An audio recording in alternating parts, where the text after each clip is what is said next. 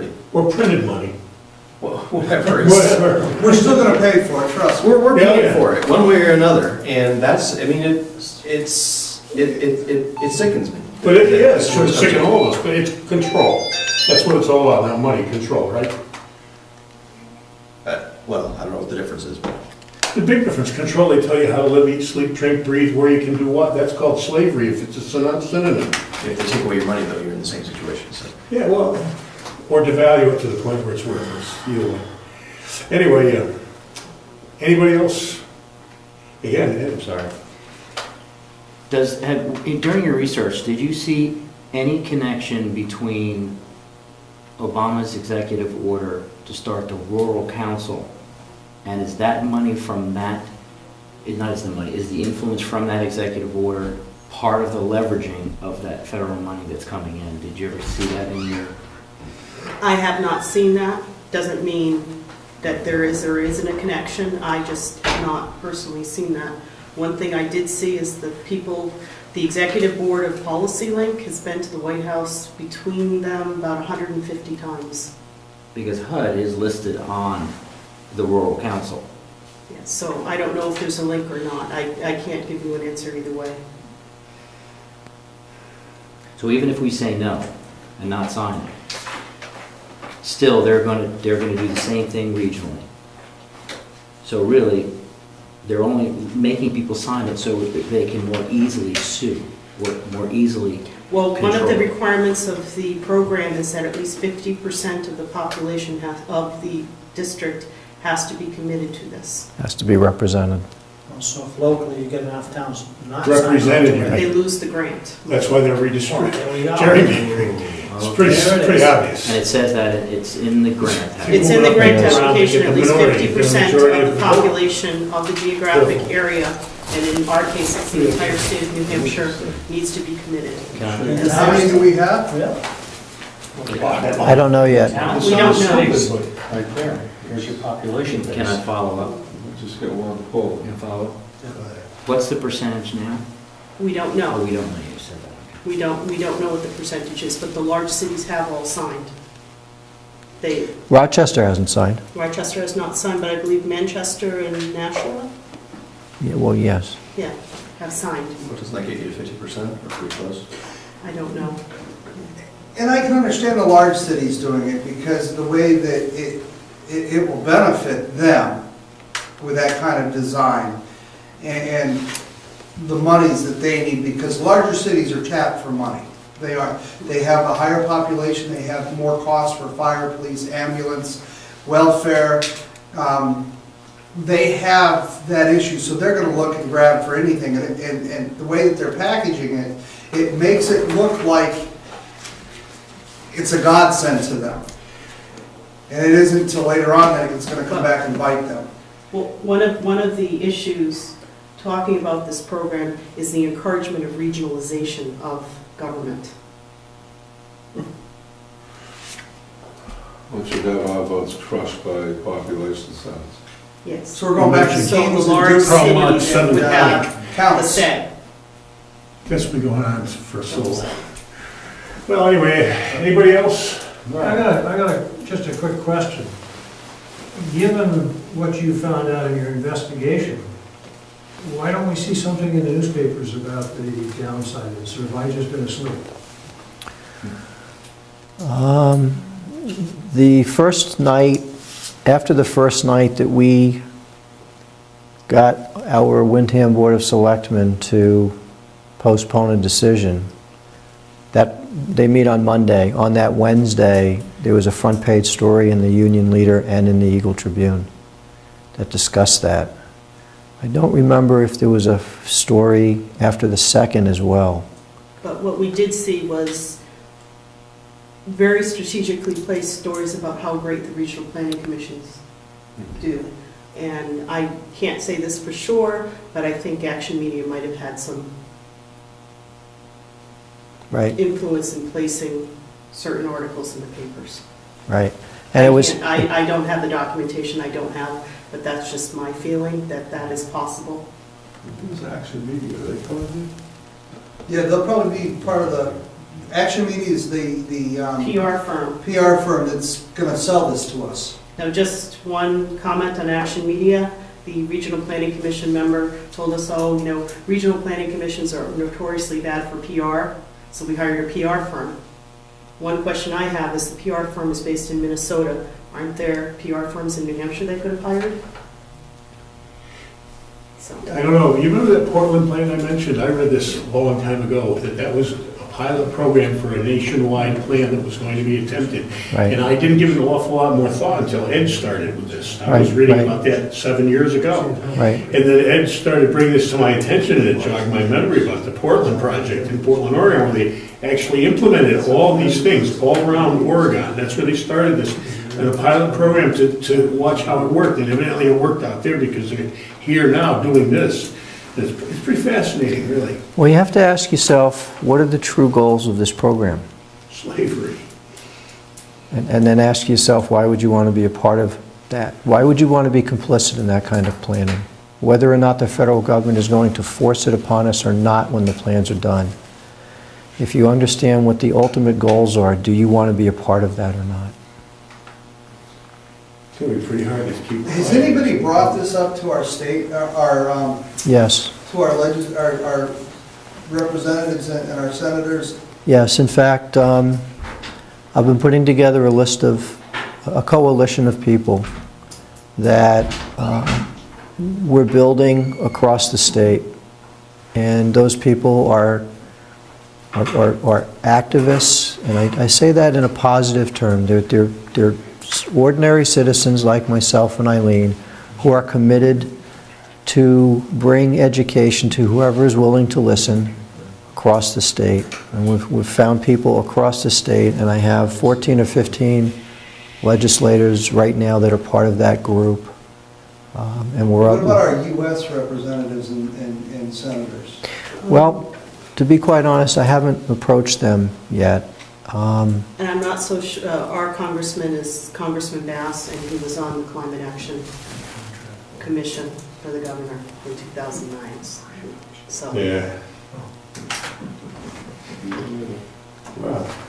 So, if I recall, SB 342, which is the Affordable Housing Bill, that was at least explained as codifying a court ruling that was in Chester, I think.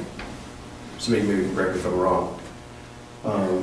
So some number of years ago, there was a court case about affordable housing in Chester, and the court ruled that there had to be opportunities for affordable housing. Eventually, that made it as a law, a state law, that all communities had to abide by that court ruling, essentially. And so the RSA's got changed to reflect that court ruling. Is that what we should expect to happen here as well? They're going to do this push. They're going to collect the data. They're going to pick an area that's ripe for them to get a victory in the courts.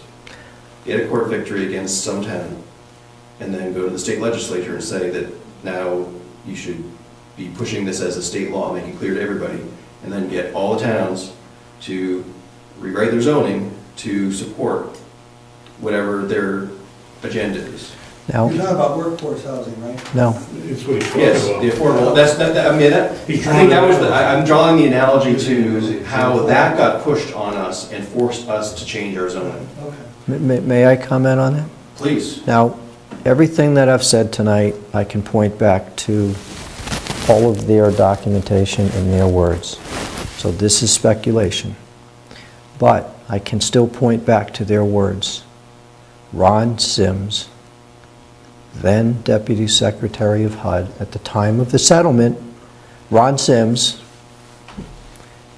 said they want to use the Westchester case as a model across the country for inclusive housing across the country. So I agree with you. I'm very concerned. We are being asked to be complicit with undermining our own property rights by providing the data to them, because this is a huge collection of data. that we will turn over to them, that they have final analysis of reports in their legally binding agreements that have been signed. And they will analyze that data and compare it to the analysis of impediments, which is also part of this agreement, which makes reference to impediments to fair housing, and there will be many impediments to fair housing. Eileen and I really didn't get into many things. What we talked about tonight is the tip of the iceberg. Honest to God. We spent hundreds of hours on this stuff, and it was extremely painful to try to put it down into what we consider to be bite-sized chunks, to just give you just a snapshot of the huge broad scope of this program. It's frightening to me because over the past few years I've formed an extreme appreciation of what our founding fathers put together in those documents that they wrote. I had no idea until I started to see what was going on in our country now, you know, the enormous insight that they had. And it's all being undermined with our current government. And I'm here out of love for my country because I believe that we are participating in the destruction of that government. And it's so bothersome. I do come to you with great respect because the ultimate decision is yours. And I am appreciative that you allowed us to come here and share our concerns and our thoughts because ultimately we're all in it together. This is a national program. Think about the implications of this. This is not just Brookfield. This is not just Windham. This is not just New Hampshire. And if what you said, sir, is true, and I truly believe that that's where we're going with this because this is the collection part of the data. This is the beginning part. There's two parts. Before you can implement a plan, you got to make the plan. Think about, according to the HUD, the secretary said this is a model for the rest of the country. They'll literally be able to flip a switch and go into the, quote, opportunity areas, their words, not mine, and use that for inclusive zoning. Now think about that. You could literally have lawsuits all across the country spring up overnight because someone like myself could form a nonprofit, bring a lawsuit against a town, say according to the analysis of impediments, this town has taken HUD money, they are not conforming to the Fair Housing Act, and I'm suing. HUD will step in and take over that lawsuit, and I'll get millions of dollars as part of the settlement. So if we don't take money, at this point in the game, we're probably immune to suit for taking money and not complying. I believe that that statement is correct. But I also believe, and this is where the difficult part's going to come for people in elected positions like yourselves going forward in the future. I truly believe that the federal government will blackmail you into accepting their terms because they're going to say, you want your roads fixed? Then you got to sign on. They'll fix our roads now. I'm 62. They can't. There's nothing they can find to blackmail me. I don't care. I got a truck. Blackmail, bribe, entice, carrots, whatever. Don't they have access to data already through the census information? No, the kinds of stuff they're talking about, there's an organization in North Carolina, should I talk about that? I think you should. It's called Cedar Grove Sustainability Institute. And the Cedar Grove Sustainability Institute was started by demographers who use GIS mapping data to determine areas of institutionalized segregation and discrimination. All based upon demographic data. All based upon mapping data. That's it. And they went into one town, they said, well, all the poor people live in the area where you don't have town water and sewer, so you must have some sort of institutionalized segregation that causes the poor people to live in the area without town water and sewer. You know, conversely, you think, well, maybe the people who are poor can't afford the housing that has the town water and sewer, but that's not how it was. So ultimately, is the theory then, to begin with, well, let's make a nice equitable law, and then ultimately to start confiscating some of the properties where the wealthy people live, and then put the poor people there, and perhaps place the wealthy people where there are no sewers? I mean, what's the deal? Just in the Westchester case, they did put affordable housing in Rye, New York. It's one of the wealthiest areas. Second in command in HUD goes out there, and it's on, I guess, the town line. It's very near the town line, and the next town is a more, middle-class area. And their argument was, it doesn't look like Rye, it's not in the right spot. So they're going to be dictating where the right spot is. I think that's the theory, that in certain areas they'll dictate, we want you to put the affordable housing here. You know what's funny? I come from this very rural area. It was like this when I was young, but it turned into a city when I grew up. And what you're talking about was called the projects. And if anybody's familiar with those kind of things, they were all beautiful and new and wonderful when they were built. And then 5 years later, they look like the oldest, most wrecked thing on the planet. I mean, it's just a simple fact. And they tear it down and build another project. And 5 years later, after it was destroyed, they tear it down and build another project. And I watched that go on all through my young life. So that's what we're in store for, I guess. And on a different note, in the NOFA, the funding notification, it's a 70-page document, they said 11% of your grant application has to go towards non-traditional governance.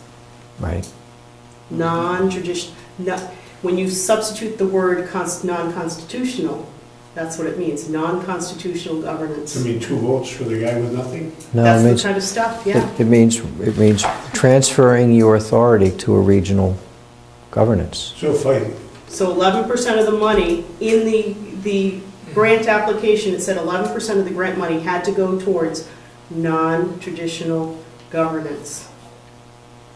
And that's very concerning, because I found a lot of documents and a lot of papers talking about, there was one Harvard paper I saw written about 8, 9 years ago, and it talked about using new governance through land planning. Right.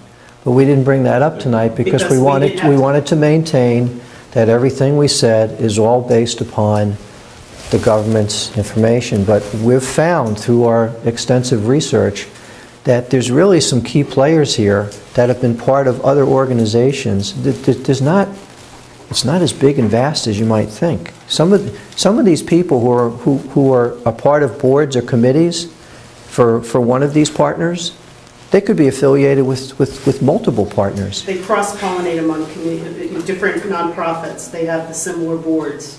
And then you have committees, like Regional Planning Commission it sits on the Water Sustainability Commission. This person sits on this commission, and this person sits on this commission. So it's a relatively small group. Just, again, go back to your history books and remember, every socialist party, every communist party, every fascist party have leaders, and those leaders control the populace. You're always going to have rich people, and they're going to ensure that they stay rich by making sure everybody else stays poor. on that note, I'm going to adjourn the meeting. And after the meeting is over, anybody's certainly welcome to stay here and carry on conversation, but probably acceptable for me. I'm just not going to be able Where did he go? Did he leave? No, he's not here. Yeah, we're saturated. Hold on, listen to this.